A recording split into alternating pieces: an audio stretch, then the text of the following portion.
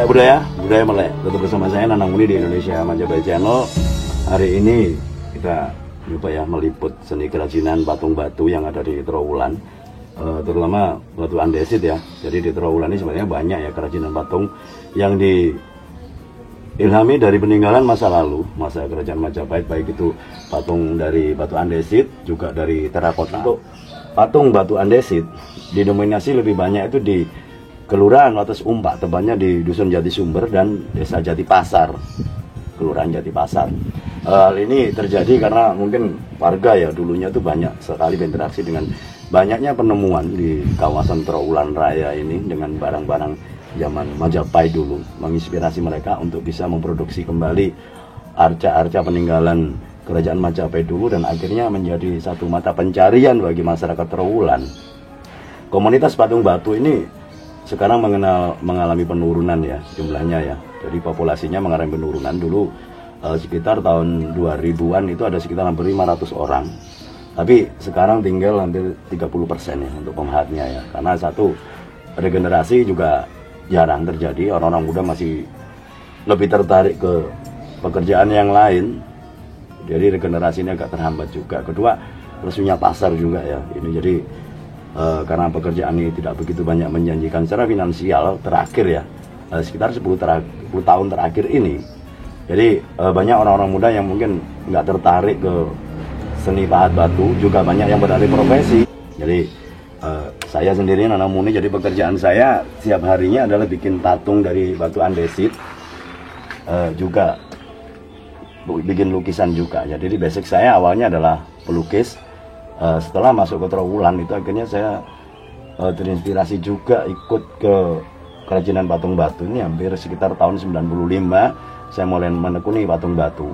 Jadi yang ada di Trowulan ini, yang pada waktu itu merupakan komunitas andalan ya bagi masyarakat Trowulan, karena hampir 500 orang pada waktu itu mata pencarian sebagai pengrajin. Kenapa jadi saya melakukan satu proses ya untuk pembakaran depan dan sebagainya, sebenarnya itu untuk menenangkan diri, karena dengan menghirup udara yang harum, bau yang harum, konsentrasi pemikiran kita tuh bisa lebih fokus juga ya. Jadi intinya karya itu bisa lebih ada ruhnya ya. Jadi pas kita berkarya itu memang harus butuh ketenangan pikiran ya. Jadi nggak bisa kalau kita lagi gelisah dan sebagainya. Kenapa seorang seniman kadang-kadang memang dengan berbagai macam cara dia untuk menenangkan diri, bikin satu karya itu macam-macam juga ya. Jadi ini salah satu cara yang saya bikin. Jadi wujud dari apa yang kita lakukan ini sebenarnya adalah pelestarian ya peninggalan masa lalu kerajaan-kerajaan Majapahit. Dari sini saya banyak belajar tentang Trowulan, tentang Majapahit. Gimana dulu Majapahit mulai berdiri dan di mana. Kebetulan saya tinggal di Trowulan, yaitu di jantungnya Majapahit, ibu kotanya Wilwatikta, yaitu Trowulan. Dan kita di sini dekat sekali ya aksesnya ke Museum Trowulan, di mana di situ adalah banyak koleksi patung dan arca beberapa peninggalan kerajaan-kerajaan di Jawa Timur, mulai dari Singosari sampai ke Kediri sampai ke Majapahit sendiri ya. Jadi banyak ya koleksi museum, dan di situ kadang-kadang kita bisa belajar banyak tentang peninggalan masa lalu. Itu akhirnya terinspirasi juga ya masyarakat Trowulan untuk bikin kerajinan patung batu ya. Jadi intinya masalah pemasaran yang terjadi di Trowulan.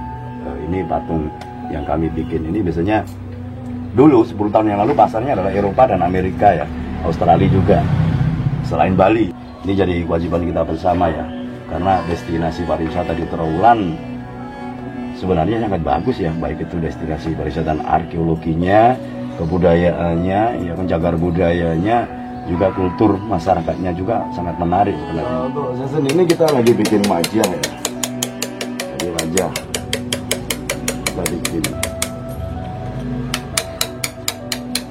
Kita menggunakan alat yang masih sangat sederhana. Alat pahat ini terbikin dari baja, biasanya dibikin dari per mobil atau per truk ya. Kita pesan ke pandai besi yang ada di sekitar Trowulan, karena di sini banyak industri pandai besi yang biasanya memproduksi cangkul, sabit, pisau-pisau dapur dan sebagainya. Salah satu produksinya ada ini. Beda dengan tata alat pahat yang ada di media untuk kayu. Jadi kita bentuknya cuma gini aja, sama palu Jadi alatnya sederhana banget. Sedangkan bahan-bahan kita yang di Trawulan ini lebih banyak didatangkan dari daerah Kediri, tepatnya dari lereng Gunung Kelut, juga dari Pacitan ya. Jadi lebih banyak itu yang dari Gunung Kelut karena batunya sangat bagus sekali. Kalau di Mojokerto jarang juga sih batu-batu yang bisa dipahat. Beda dengan karakter batu yang ada di daerah Kediri ya, terutama daerah Pari ke atas, daerah Besowo dan sebagainya, itu lebih banyak di sana itu yang lebih cocok untuk bikin arca. Ini patung apa ini Mas? Ini patung Trimurti. Bisa dijelaskan? Jadi ini patung dewa ya, 3 dewa jadi 1 Trimurti. Patung ini banyak juga dikoleksi di museum ya. Jadi peninggalan dari berbagai macam kerajaan ada juga. Dari sebelah ini adalah patung Ganesha. Ganesha ini merupakan anak dari Parwati dan Siwa, dan dulu namanya Vinayak. Ini yang sekarang menjadi simbol dari ilmu pengetahuan. Ini Dewa Ganesha. Dan di belakangnya ini yang kecil ini banyak juga sih. Bisa dilihat Mas. Ya, ini yang kecil. Kalau ini Sang Ramawijaya, yaitu proklamatornya Wilatikta, pendiri Majapahit. Dia keturunan dari Singosari ya, jadi menantu dari Kertanegara. Beliau yang memproklamasikan kerajaan Majapahit atau Wilatikta, di mana dia didewakan menjadi Harihara, yaitu antara Siwa dan Wisnu. Ini jadi keadaan patungnya memang sudah berlumut ya. Ini yang lebih menarik lagi kalau patungnya sudah berlumut, rata-rata tamu-tamu asing itu lebih suka mereka yang keadaan berlumut seperti ini. Dan ini murni produksi baru kerajinan yang ada di Trawulan. Jadi mungkin kalau pemirsa melihat mungkin dikira barang-barang yang kita jual itu dibikin barang lama, peninggalan enggak, karena kita produksi baru banyak sekali di Trawulan ya. Jadi produksi seperti ini banyak. Jadi ini Linggayoni dibikin dari batu andesit. Ini merupakan lambang kesuburan, juga lambang dari pemujaan terhadap Dewa Siwa. Ini banyak sekali di Trawulan, terutama dalam kerajaan Majapahit itu banyak sekali Linggayoni yang berterbaran. Tapi aneh juga, selama kita keliling ini jarang menemukan lingganya, hanya yoni aja. Jadi Linggayoni selama ini banyak yang terpisah ya, baik itu yang ukuran kecil, sedang, ataupun yang ukuran besar seperti di Linggayoni Brekahuripan yang ada di Klinterjo. Itu terpisah, jadi tinggal ioninya saja. Ini bahannya dari apa Mas? Ini bahan dari batu andesit ya. Untuk proses batu andesit adalah lava stone, jadi batu lahar ya. Ini prosesnya ini kita memakan waktu hampir 1 bulan. Untuk harganya?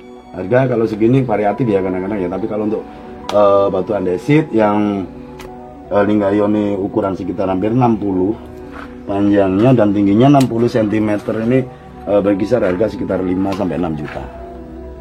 Ini jadi Linggayoni, dan biasanya banyak dipesan oleh saudara-saudara kita yang dari Jawa, juga dari Bali ya. Terutama yang dari Bali juga banyak yang pesan Linggayoni. Melek budaya melek. Tetap bersama saya Nanang Muni di Indonesia Majapahit Channel. Hari ini kita nyoba ya, istilahnya review beberapa benda kerajinan yang ada di Trawulan, terutama kerajinan patung batu. Jadi untuk patung Buddha ukuran 1 meter duduk ya, Buddha Said duduk, itu harga sekitar 5 juta sampai 6 juta itu untuk patung Buddha duduk yang materialnya terbikin dari batu andesit. Sedangkan untuk Ganesha 1 meter dari bahan batu andesit, harga bisa mencapai sekitar 7 sampai 10 juta. Selain kita memproduksi patung dari batu andesit, kita juga memproduksi patung yang sifatnya casting ya, cetak ya. Ini ukurannya kecil dan bahan dasarnya dari semen dengan pasir juga. Ukurannya kecil-kecil seperti ini. Nah ini patung Buddha duduk ya, ukuran sekitar hampir 11 sampai 12 cm. Harga kalau ini sampai sekitar 150.000. Untuk ini yang Pu Barada, ini bahan dari semen, harga sekitar hampir 150.000 juga, hampir sama ini.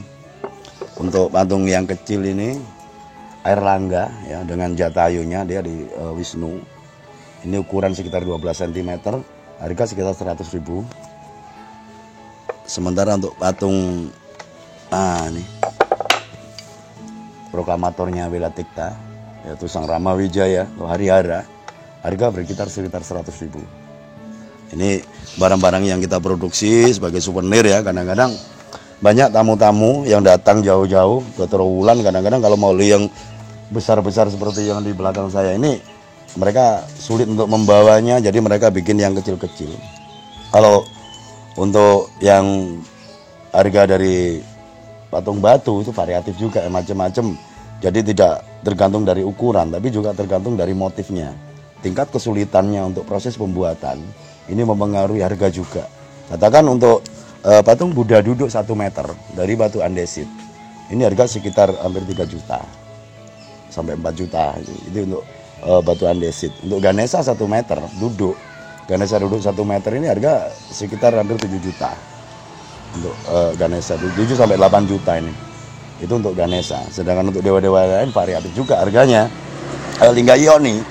Lingga Yoni ukuran katakan 80 cm panjangnya sampai ketinggian 80 cm. Itu harga berkisar sampai hampir 8 juta. Itu untuk Lingga Yoni yang bahan dasarnya dari batu andesit. Beda dengan Lingga Yoni yang kecil ya, yang kita bikin cetak juga ya, seperti ini yang ada di depan ini. Nah ini bahan dasarnya dari semen ini. Ini harga berkisar sekitar 500.000. Terus untuk Lingga Yoni yang kecil seperti ini bahannya ada 2, satu yang dari semen, kedua dari batu andesit. Untuk batu andesit harga berkisar sekitar 500.000 untuk yang batu andesit. Sedangkan untuk yang semen harga berkisar 150.000. Cuman ini lingganya tadi masih belum selesai diproduksi, jadi ini kecil banget ya. Lingga Yoni ini yang dari batu andesit. Kita juga produksi Lingga Yoni yang bahan dasarnya dari semen juga. Surya Wilatita, orang sering menyebutnya Surya Majapahit atau Dewa Tanah Masanga. Ini bahannya dari cor cetak ya. Jadi biasanya ini dipakai untuk di tembok biasanya. Harga ini sekitar hampir 50 cm ya ukurannya ya. Ukuran 50 cm harga sekitar 400.000 ini terakota ini. Terus kita biasanya ngirimnya kan sering ke luar negeri, terutama ke Asia dan Eropa ya, Eropa juga Amerika. Ini cara packingnya. Ini barang yang sudah packing siap untuk kita kirim. Jadi tingkat keamanan barang sudah. Ini patung sudah siap kirim ya. Ini bahan dari batu hijau. Dari batu hijau ukuran 1,60 meter. Udah siap packing untuk pengiriman ya. Jadi untuk pengiriman ke luar negeri packingnya seperti ini. Dari material packingnya dari kayu.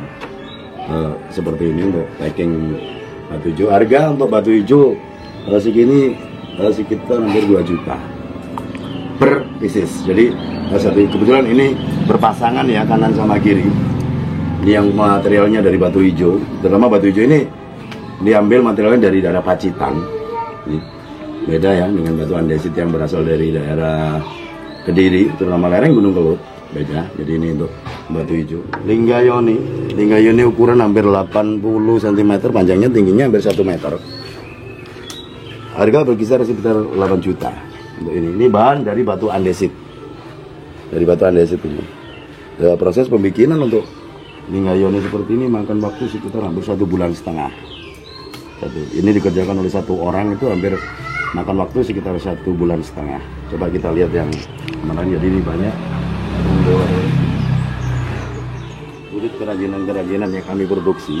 Jadi mungkin teman-teman selama ini bertanya-tanya tentang apa sih yang digeluti teman-teman dari MC Indonesia Majapahit Channel. Kalau saya pribadi tiap hari bergelut dengan arca yang seperti ini. Jadi ini sampai patung moi. Ini patungnya dari Amerika sebenarnya, karena order dari Amerika, mereka minta patung yang seperti ini. Ini sebenarnya patung ini ukurannya besar sekali, sampai 5 sampai 8 meter batu yang ada di Amerika itu. Jadi kita juga produksi karena kadang-kadang kita menerima permintaan juga pesanannya dari luar negeri, tapi patung-patung yang bukan produksi dari Indonesia, terutama Majapahit bukan ya. Kadang patung dari Vietnam, dari Cina, ya kan. Kadang patung-patung yang berasal dari Eropa, banyak sekali ya. Kadang-kadang kita menerima pesanan dan order ya. Bicara peninggalan masa lalu Kerajaan Majapahit, sebenarnya sampai hari ini kita masih berusaha melestarikan itu lewat nilai-nilai leluhur yang ditinggalkan oleh pendahulu kita, yaitu Kerajaan Wilatikta. bicara Wilatikta, bicara kejayaan Nusantara yang tidak begitu lama proses mulai berdirinya kerajaan Wilatikta Majapahit sampai mencapai masa kejayaan, yaitu eranya Sang Ramawijaya masuk ke Jaya Negara atau Kota Kembar, masuk ke eranya Tribuana Tunggadewi, masuk lagi ke eranya keemasan Majapahit, yaitu eranya Hayam Wuruk. Tidak begitu lama. Ini butuh kesungguhan. Jadi bicara Majapahit, bicara kejayaan Nusantara, bicara Bhinneka Tunggal Ika. Jadi tetap kita jaga kerukunan bangsa, tetap berbhinneka tunggal ika, kita memberikan toleransi kita antar suku, antar agama. Jadi kita wujudkan Indonesia semoga cepatnya kondusif ya. Jadi gemah riba lojinawi, Toto Tentrem Kertoharjo. Salam hangat dari kami yang di Trowulan, ibu kota Majapahit. Tetap melek budaya, budaya melek.